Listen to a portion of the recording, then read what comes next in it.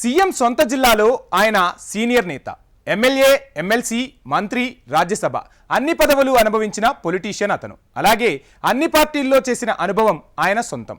అలాంటి ఆయన ఇప్పుడు సొంత గూటికి చేరడానికి కారణమేంటి? ఎక్కడ తన రాజకీయ ప్రస్థానం ప్రారంభించారో తిరిగి అదే పార్టీలోకి చేరిన ఆ నేత సొంత ప్రయోజనాల కోసం అధికారం ఉంటే చాలు పార్టీ ఏదైనా ఓకే అనుకుంటున్నారా? ఇంతకీ ఎవరా నేత? ఎక్కడి నుంచి ఎక్కడకు మారారు? Watch the story.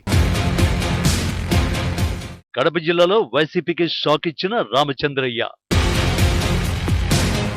చంద్రబాబు సమక్షంలో టీడీపీలో చేరిక. వైసీపీలో ఎమ్మెల్యే కోటాలో ఎమ్మెల్సీగా ఉన్న నేత. అధికారమే లక్ష్యంగా పార్టీలు మారుతున్న పొలిటీషియన్ సి రామచంద్రయ్య.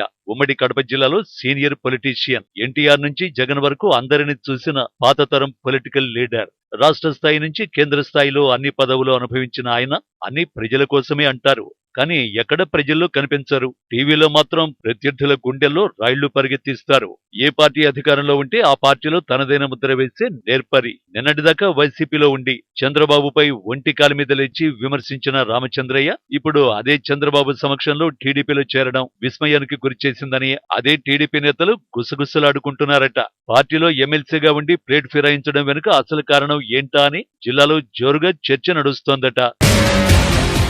రామచంద్రయ్య పాతతరం పొలిటీషియన్ అయిన సమకాలిక రాజకీయాల్ని ఒడిసి పట్టారని సన్నిహితుల టాక్. 1985లో జరిగిన అసెంబ్లీ ఎన్నికల్లో టీడీపీ తరఫున గెలిచి రాజకీయ ప్రస్థానం మొదలైన నాటి నుంచి అధికార పార్టీలో కొనసాగుతూనే ఉన్నారు. ఎన్టీఆర్ మంత్రివర్గంలో 20 సూత్రాల ఆర్థిక కార్యక్రమ మంత్రిగా, తర్వాత 2 సార్లు రాజ్యసభకు ఎన్నికయ్యారు. సుదీర్ఘకాలం పాటు టీడీపీలో కొనసాగుతూ అనేక కీలక పదవుల్లో కొనసాగిన రామచంద్రయ్య ఆ తర్వాత ప్రజారాజ్యం పార్టీలో చేరారు. తదనంతరం ఆ పార్టీ కాంగ్రెస్ లో విలీనం కావడంతో కాంగ్రెస్ లో ఎమ్మెల్సీ పదవి పొంది కిరణ్ కుమార్ రెడ్డి ప్రభుత్వంలో దేవాదాయ శాఖ మంత్రిగా పనిచేశారు.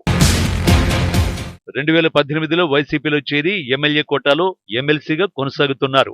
ఎమ్మెల్సీగా ఇంకా పదవీ కాలం ఉన్నా ఇప్పుడు సడన్ గా ప్రతిపక్ష టీడీపీలో చేరిపోయారు. అయితే ఇప్పుడు ఆ పార్టీలో చేరడం వెనుక ఆయన లెక్కలు ఆయనకున్నాయంటున్నారు రాజకీయ విశ్లేషకులు. కుమారుడి భవిష్యత్తు కోసం టీడీపీలో చేరినట్టు టాక్ వినిపిస్తోంది. రాజంపేట నియోజకవర్గంలో బలిజ సామాజిక వర్గం అధికంగా ఉందని, రాజంపేట అసెంబ్లీ నుంచి సీటు ఆశించి ఒప్పందం మేరకే టీడీపీలో చేరినట్టు గుసగుసలు వినిపిస్తున్నాయి.